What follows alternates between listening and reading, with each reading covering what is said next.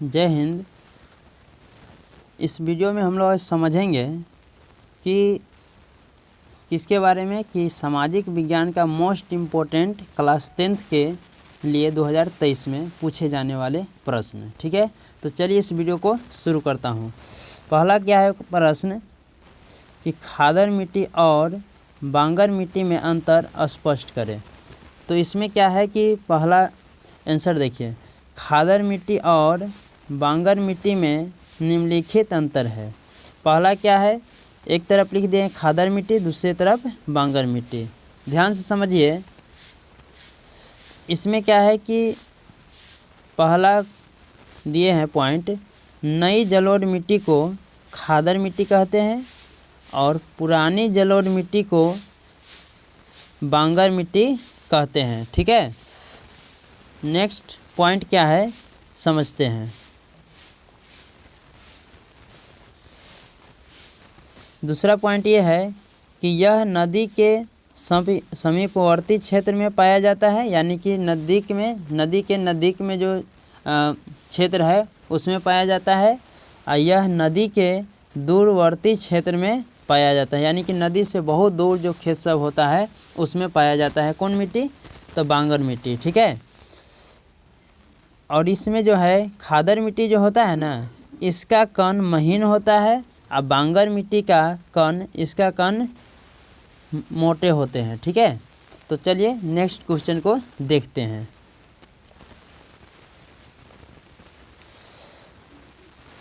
बाढ़ से होने वाली हानियां का वर्णन करें। मोस्ट इम्पोर्टेंट क्वेश्चन सब है, ये इम्पोर्टेंट ही लिया गया है, VVI है 2023 के लिए। बाढ़ से होने वाली हानियां निम्नलिखित है।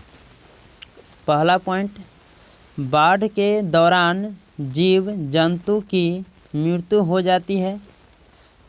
बाढ़ के कारण उपजाऊ भूमि पर लंबे समय तक जल जमाव हो जाता है, जिससे खेती नहीं हो पाती है। ये बात सही है कि अगर बाढ़ आने के बाद क्या है कि बाढ़ के दौरान ना जीव जंतु जितना भी रहता है उस सब का मृत्यु हो जाती है, मर जाती है। इसके बाद बहुत सारे परेशानियां झेलना पड़ता है। बाढ़ के कारण उपजाऊ जो ज़मीन है उसमें पानी लगा रह जाता है, जिसके कारण से उसमें फसल नहीं लगाया जा सकता है। ठीक है, चलिए तीसरा पॉइंट देखते हैं।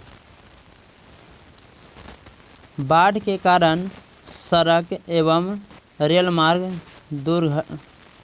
टूट जाता है।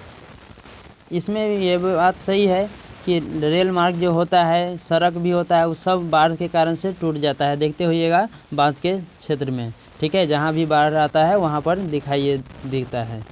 देखिए अगला प्रश्न क्या है, इसमें चौथा पॉइंट, बाढ़ के कारण हानिकारक बीमारियों का प्रकोप बढ़ता है।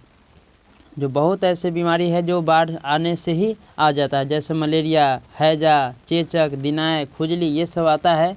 तो ये सब क्या होता है कि बाढ़ के दिनों में ज़्यादा ये सब देखने को मिलता है। ठीक है, तो अगले प्रश्न की ओर आते हैं, ध्यान से समझिए। दल बदल कानून क्या है? इसे ध्यान से, बहुत इम्पोर्टेंट क्वेश्चन है दोस्तों, इसे पढ़कर ही जाए। ये नोट्स बनाए आपको लिए मैं लेकर आ रहा हूँ कि पूरे एकदम आर्ट्स का मोस्ट इम्पोर्टेंट जितना क्वेश्चन है पूरे लेकर आ रहा हूँ। ठीक है, बहुत ही कम क्वेश्चन में आपको एग्जाम में अच्छा मार्क्स आ सकता है अभी से। बस आप मेहनत करते रहे, और साइंस का भी क्वेश्चन लेकर आ रहा हूँ। ठीक है, इसलिए आप टेंशन मत ले उसको। दोस्तों आप नए हैं तो चैनल को सब्सक्राइब कर लीजिए, ताकि आपके पास हर एक क्वेश्चन का ये वीडियो पहुँच जाए। चलिए अगला क्या है, दल बदल कानून क्या है? तब दल बदल कानून विधायकों और सांसदों के दल बदलने को रोकने के लिए ये कानून बनाया जाता है। इसका मतलब ये हुआ कि जो संसद हो, विधायक हो, यह जो दल बदल कानून किसके लिए बनाया जाता है? ये संसद विधायक जो है एक पार्टी से दूसरे पार्टी में वो जाना चाहता है। ठीक है, तो उसके लिए बनाया जाता है। क्या कुछ शर्त होगा देखते हैं। दल बदल कानून के अंतर्गत दी गई शर्त को पूरा नहीं करने की स्थिति में उनकी सदस्यताओं रद्द कर दी जाती है। ठीक है, वह जो है अगर उसका जो कुछ परमिशन है उसका अगर मान लेते हैं कि उसका पालन नहीं करेगा, कुछ शर्त है, तो उसमें क्या है कि उसके जो सदस्य जो मिला हुआ है सदस्य का पद जिस पर है उसको रद्द कर दिया जाए, जो भी सर्टिफिकेट है उसे भी रद्द कर दिया जाएगा। ठीक है, अब क्या इस कानून को पूर्ण रूप से लागू किया जाना चाहिए। ये बात भी सही है कि इसको अगर लागू नहीं करता है तो बहुत सारे प्रॉब्लम झेलना पड़ेगा। ठीक है, इसलिए इसको शर्त को पूरा करना ज़रूरी है। चलिए नेक्स्ट क्वेश्चन के देखते हैं।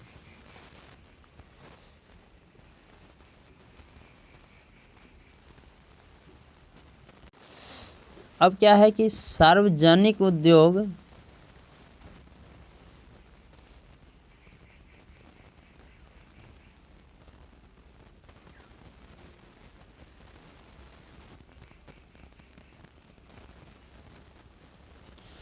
चलिए प्रश्न में क्या है कि सार्वजनिक उद्योग किसे कहते हैं?